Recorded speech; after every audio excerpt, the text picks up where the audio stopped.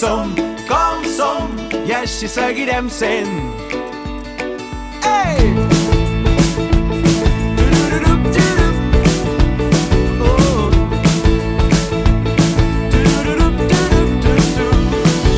Ens equivocarem 1000 cops i perdrem totes les apostes. No trobarem mai respostes, però seguirem preguntant-nos tots els perquès. Esperarem sempre el bon temps, però quan vulguem començar a caminar tan sols serà la pluja qui vulgui acomiadar-se. Som contradictoris, som irrepetibles, som com som i així seguirem sent, i així seguirem sent. Som com som i així seguirem sent.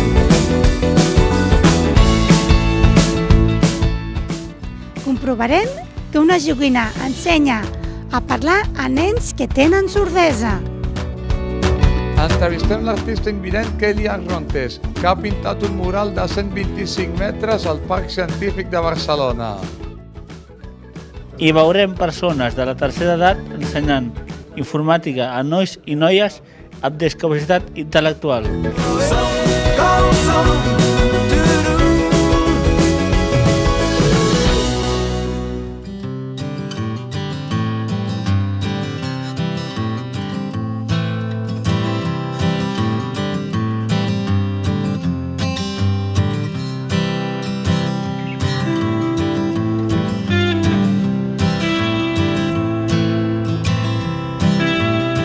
La Mar, quan va néixer, no hi sentia. La solució per ella és un implant coclear. Però què passa mentre no arriba l'operació? En no sentir-se, els infants amb sordesa corren el risc de deixar d'emetre sons amb la veu. Quin grau de sordesa té la teva neboda? La Mar té sordesa pregona o profunda, que vol dir que ella sense implants no sentia la veu. No hagués pogut portar una conversa perquè no ens sentia. Què vau pensar quan us ho van dir? Doncs mira, quan reps la notícia per primera vegada, la veritat és que ens vam preocupar molt i vam estar molt tristos, perquè ens pensàvem que la Mar no ens podria sentir mai i que no podria parlar, però al final ha anat diferent. I quan us diuen que necessita un implant coclear, què vau pensar? Home, quan ens van parlar dels implants coclears vam pensar que almenys tindríem una solució i que gràcies a l'implant doncs, la Mar ens podria escoltar i podríem tenir una conversa amb ella. Aleshores va ser molt contents perquè es presentava, s'obria una solució. Anàveu a logopeda? Sí, hi anàvem 2 cops a la setmana. A vegades hi anàvem la seva mare i el seu pare i a vegades jo l'acompanyava. Allà, quan vaig veure que els exercicis que feien a la logopeda i a les joguines que tenien, doncs vaig pensar que podríem inventar un dispositiu que l'ajudés a emetre la veu, perquè ella, al ser sorda, no s'escoltava. Ella, quan feia sons, no s'escoltava. I vaig pensar, potser si fem un invent que quan ella faci un so s'encengui una llum, doncs l'ajudarem a ser conscient de que està emetent so. Per què el mic? Home, perquè el mic és aquell ninot que tenen tots els nens de Catalunya a casa seva. Clar, és un ninot que agrada a tothom, sembla una personeta, té una cara també i que té aquest nas tan vistós de color vermell que era garantia de que segur que li agradaria. Un cop vas tenir la idea, què vas fer? Quan vaig tenir la idea vaig pensar en 2 companys que tinc a la feina, que són l'Albert i el Marc, i vaig dir que ells 2 ja havien fet algun altre inventillo i algun altre dispositiu i vaig pensar de seguida amb ells que segur que em podrien ajudar. Què vau pensar quan la Cristina us va fer la proposta? Home, vam pensar que trobaríem alguna solució, perquè amb l'Albert, l'altre company, ja havíem fet diferents dispositius per a algunes persones amigues que coneixíem amb alguna discapacitat i aquesta en principi era més senzilla de les que havíem fet i vam trobar que sí, que seria possible. Vam fer unes quantes proves, un prototip i va semblar que va anar bé. Com vau fabricar aquest mic especial? Doncs mira, utilitzem una tecnologia, unes plaques que se'n diuen Arduino, que són bastant senzilles de programar, i llavors vam utilitzar un LED per posar el nas, i cada cop que emets un so a partir d'un determinat nivell s'engega la llum. Val? I consta d'un LED, consta d'un micro que el que fa és captar el so, i una placa que és com un petit cervellet que nosaltres programem perquè a partir d'un determinat nivell engegui el LED, i una bateria, una pila perquè funcioni. Quin preu té? És que no té preu, perquè la gràcia d'aquest sistema que utilitzem és que és un sistema obert, val? I que no és cap sistema privatiu. I a més, la Fundació Nexa ens va donar un petit premi pel fet de fer aquest mic, però el premi real per nosaltres és que aquesta fundació va penjar amb la seva web, on tothom hi pot accedir, i nosaltres vam fer una mena de manual molt fàcil perquè qui vulgui se'l pugui descarregar i s'ho pugui fer a casa seva.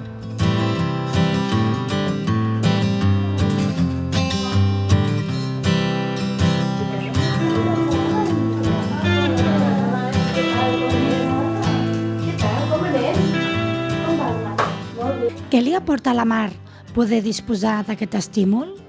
Li ha portat poder col·laborar en les sessions de logopèdia perquè ella veia que emetent veu, que al capdavall és el que estem intentant al posar-li un implant coclear que pugui treure una veu i un llenguatge, doncs poder fer aquestes sessions de logopèdia amb més confort perquè ha sigut a través d'un joc i a més sobretot d'un nino que ells, tots els nens, estimen molt. La solució per als casos greus és l'implant coclear. A quina edat s'implanta? Home, voldríem implantar a l'edat el més aviat possible. Si som capaços, a través del cribatge, de detectar-ho a l'any d'edat i al néixer, al redador de l'any seria l'edat òptima per implantar aquests nens.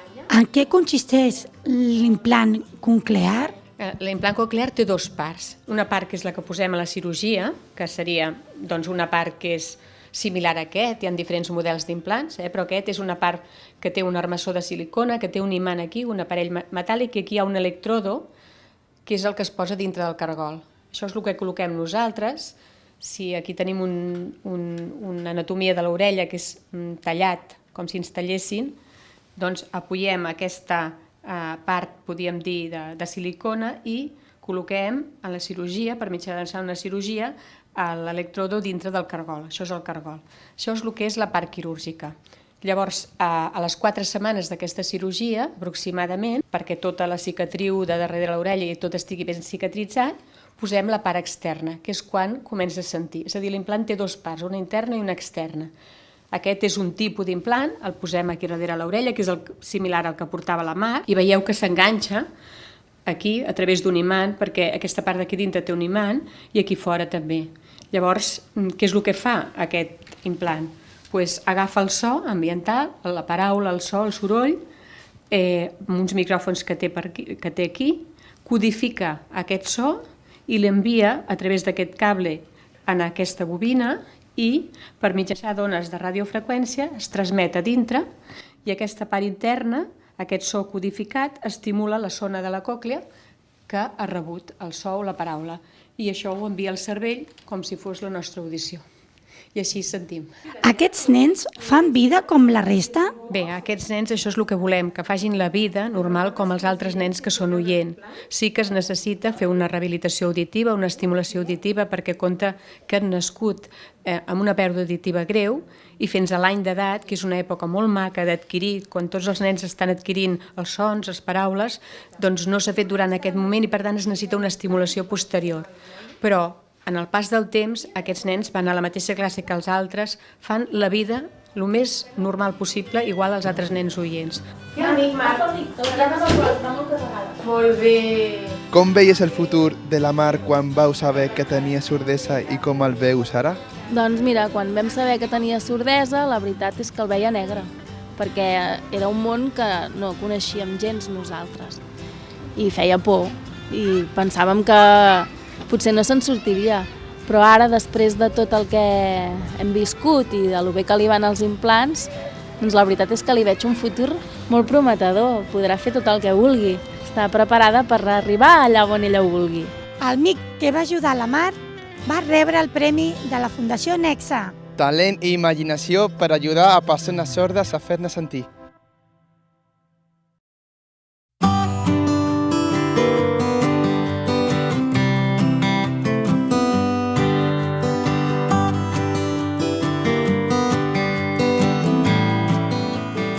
La venim a veure quan estan enllestint un mural de 125 metres al Parc Científic de Barcelona.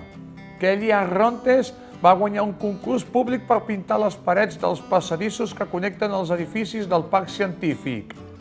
El jurat va escollir el seu projecte sense saber que la Kelly era invident. Tenia només un 9% de visió i un talent gran com aquest mural. Kelly Arrontes, gràcies per rebre'ns. Gràcies a vosaltres. ¿Cómo va a nacer el concurso para pintar aquest mural?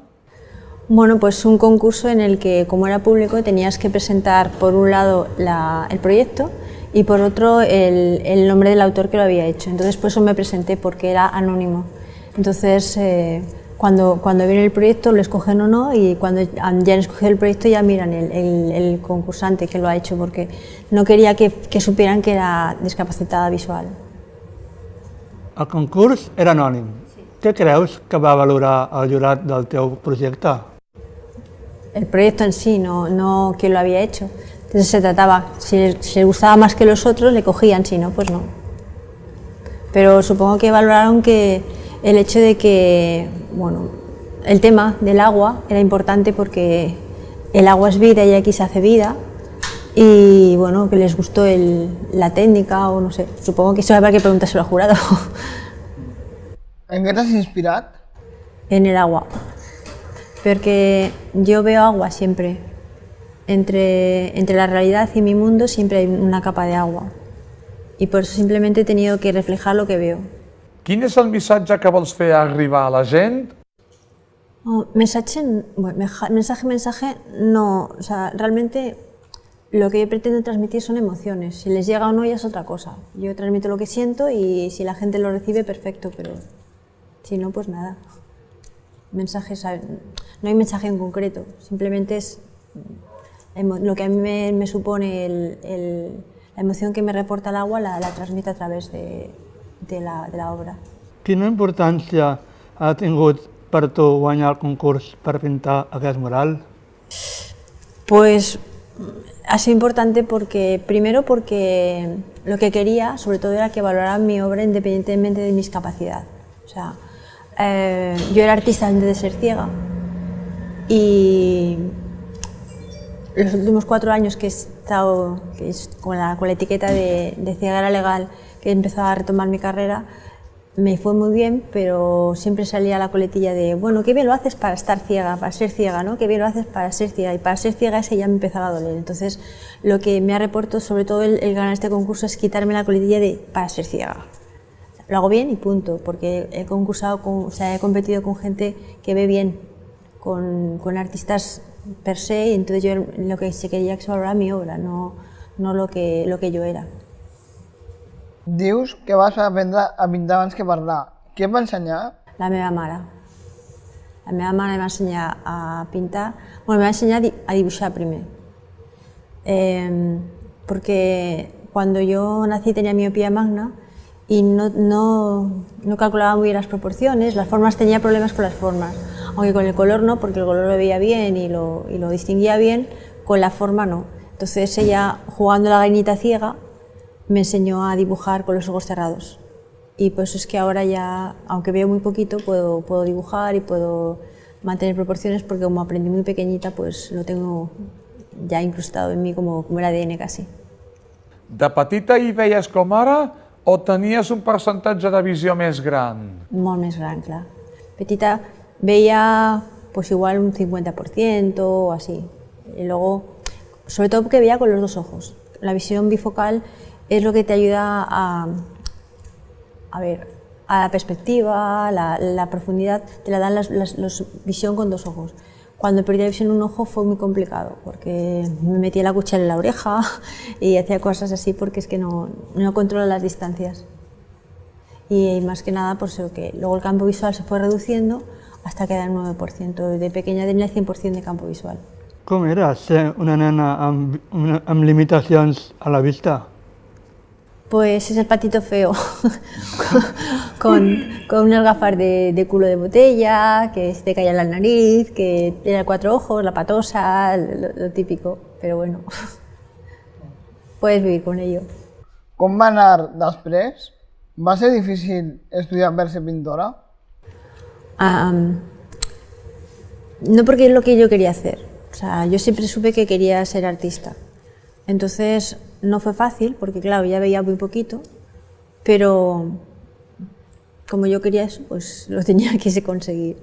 Entonces, claro, no fue tan fácil como para el resto de la gente que veía con los 2 ojos y que veía todo el 100%. De hecho, yo cuando empecé Bellas Artes tenía una visión de un 20-25% en el mejor de los días, pero yo no dije nada. Mis profesores no sabían que yo veía poco, ni que veía por un solo ojo, ni nada. Y en cambio, pues salí muy bien, o sea, terminé muy bien la carrera. El 2013 vas tenir 2 despreniments de retina. Vas pensar en algun moment que no podries continuar amb la pintura? Sí, porque después del desprendimiento de retina, quizá no, porque me operaron y conseguimos salvar el ojo. Pero cuando salí de aquello, un chatarrero me dio un golpe en el ojo y entonces ya sí pensé que no podría volver a ver, porque estuve 4 meses sin ver nada en absoluto. Y los médicos tampoco me aseguraban que volviera a ver, entonces en aquel caso ya no podía. O sea, con un resto visual puedes trabajar, pero sin resto visual ya no puedes hacer nada. Entonces en aquel momento sí lo pensé. És difícil dedicar-se a crear imatges quan tu no t'hi veus? A ver, si no ves nada, supongo que sí, es muy difícil. Pero si a poco que veas, las imágenes se crean en la mente, no con los ojos. Aquest mural és abstracte, però tu has pintat molts retrats de personatges coneguts. Sí, bueno, pinté personajes conocidos porque quería que la gente viera que además de hacer retratos podía conseguir parecido. Porque claro, si yo hago retratos muy bonitos y de mis amigos, de mi familia y tal, y los pongo en la página web y les digo, ¿qué ven? Qué bonito, pero igual como no ves, si me pinta a mí, me pinta a mi abuela en lugar de a mí. Entonces, pintando personajes conocidos sabes que además puedes sacar el parecido.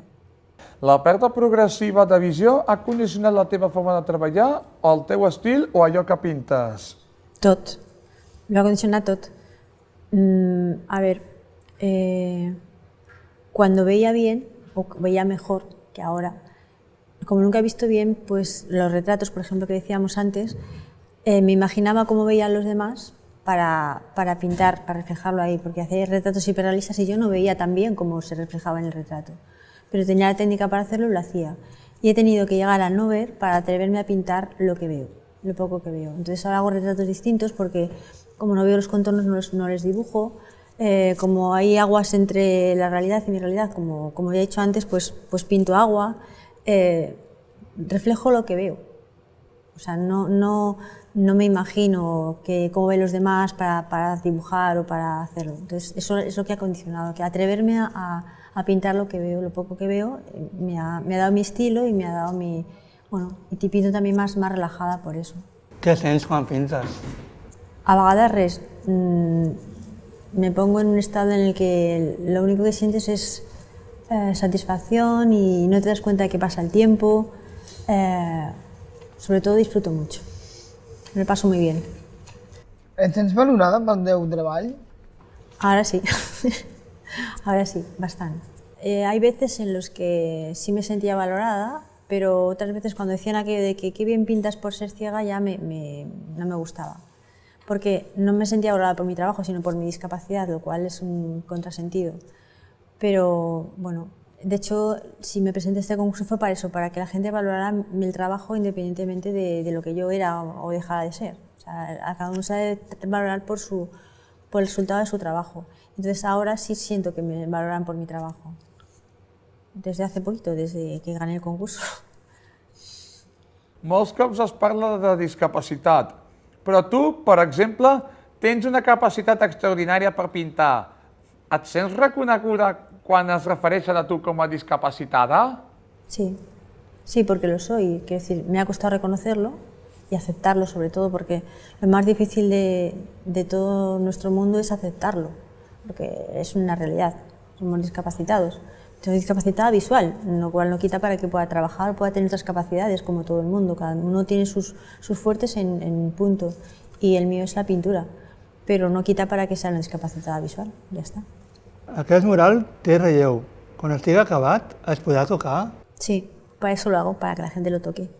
Claro, ahora pues la gente no se atreve porque estoy delante o porque miran un labio a otra vez se puede tocar, pero realmente lo hago para que lo toquen. Yo sé que cuando no esté aquí lo van a tocar, entonces lo he preparado para que lo toquen. Entens que en els museus no deixin tocar deshoras a las personas cegues? No lo entiendo, pero bueno, es lo que hay.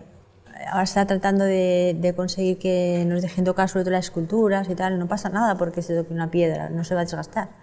Pero bueno, supongo que es la cuestión de mitificar el objeto y tal. No o sea, entenderlo lo entiendo, pero no estoy de acuerdo. Quines altres barreres trobeu les persones amb limitacions a la vista per gaudir de l'art? La vista es bastante limitante. A ver, el arte no solo es la música, no solo es la pintura, hay muchas cosas. O sea, la arquitectura la podemos disfrutar igualmente, también podemos disfrutar de la escultura si la tocamos. Podemos disfrutar muchas cosas, lo que pasa es que, claro, tú lo has dicho, con limitaciones. Si nos dejaran tocar en los museos sería más fácil.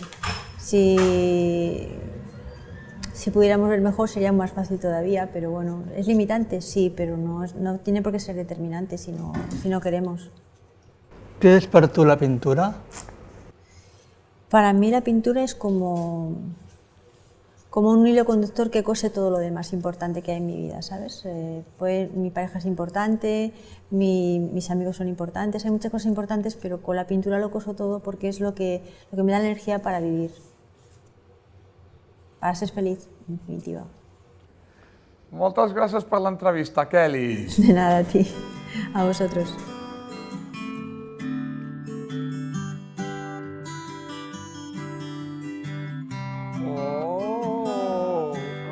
¡Qué pedazo de retrato! La primera que le pone la laca. ¡Ve, voilà!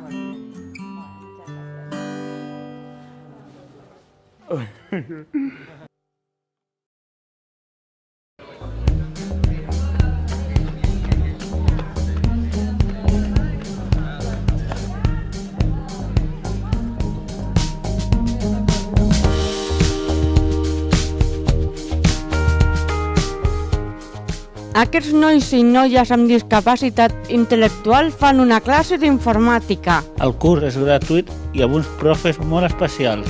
Els mestres són voluntaris. Pertanyen a l'associació de gent gran del barri de la Ribera. Com us vau informar d'aquesta activitat? La psicóloga del taller que nos dijo que había otra vez posibilidad de ir al cursillo de informàtica con els senyors majors. Aquesta activitat va començar fa 13 anys, d'una manera molt informal. Jo tenia una amiga que treballava com a gestora social dels casals avis de la Fundació La Caixa i em va comentar que en els casals hi havia avis que aprenien informàtica.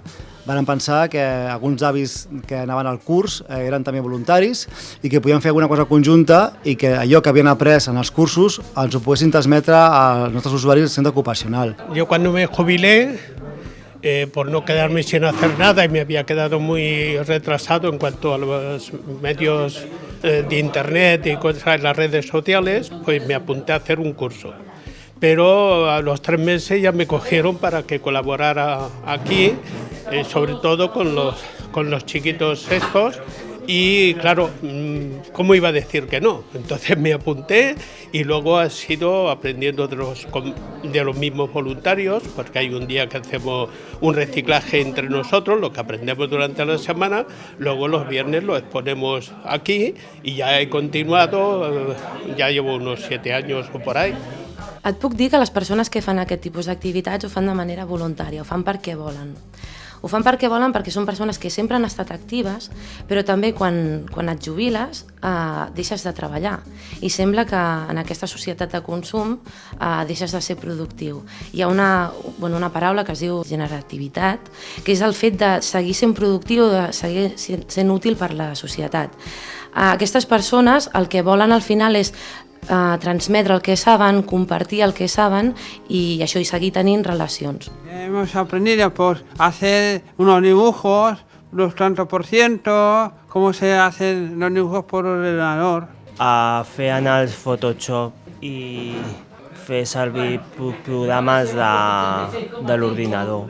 A usar l'arxiu o la carpeta. Pues ensenyem una mica a desenvolupar-se amb l'ordenador i per veure una mica els programes que hi ha, com es poden treballar i com es poden solucionar coses i fer creativitats. Enseñamos todo. Todo lo que es informática enseñamos todo. Desde el Word, inicios, desde el Word al Excel. Precisamente el ejercicio que hicimos el curso anterior con el grupo fue un Excel.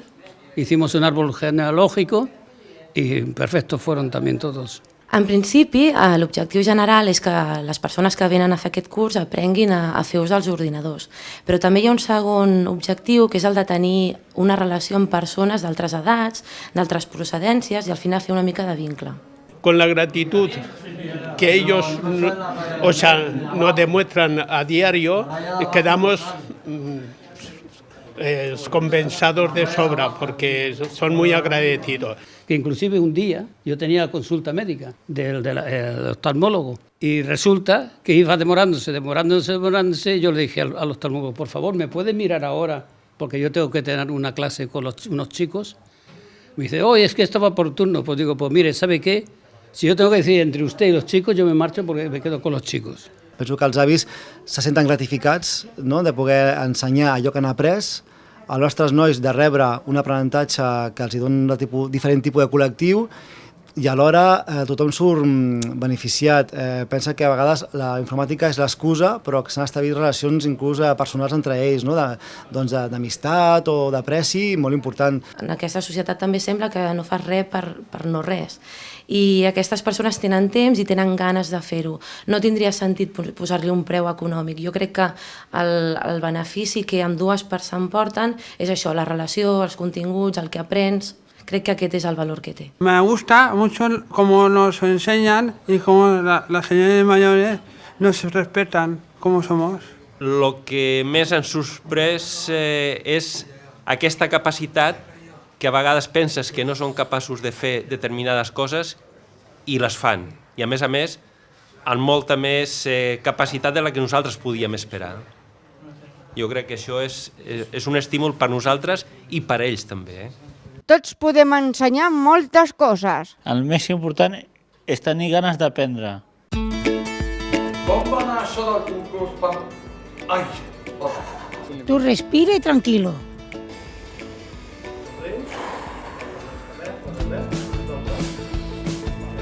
Tu respira i tranquilo. Com va anar això del concurs? Ai! Otra vez. Repámpanos, espera. Ah, perdó, ja ara jo també m'he desconcentrat. Amb molta força. Ahora. 1, 2, 2, 3, José María, 1, 2, 3... El Mic... ¿De què? Que ha ajudat a rebre... Ai, perdó. Pero, José María, que no sé cuál es el mismo. ¿Qué haces, Rafa? Molt bé. Te lo vamos a dedicar. Si jo ho tenia. Comencem de zero, espera. Pensava que he d'agafar el micro. A rebre no. Va rebre. Ai, la mare que em va, pobra dona. Ho sento molt, Josep María, m'acabo d'equivocar. Endavant. Muchas gracias, Asensio. Y muchas gracias a usted, señorita Isabel. ¡Bravo! ¡Bien!